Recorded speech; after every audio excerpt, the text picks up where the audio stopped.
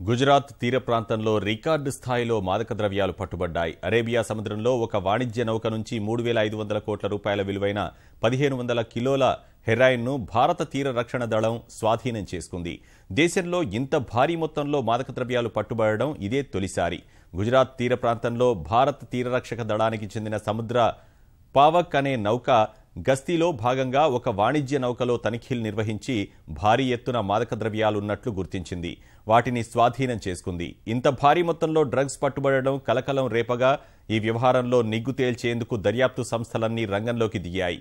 ఈ ఘటనపై తీర రక్షక దళం సహా ఇంటెలిజెన్స్ బ్యూరో, పోలీస్, కస్టమ్స్, నౌకాదళం సంయుక్తంగా దర్యాప్తు ఆరంభించాయి.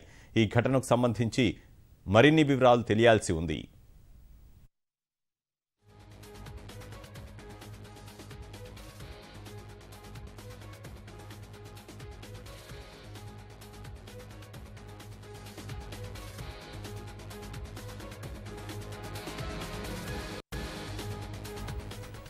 గుజరాత్ తీర ప్రాంతంలో రికార్డు స్థాయిలో మాదక ద్రవ్యాలు పట్టుబడ్డాయి.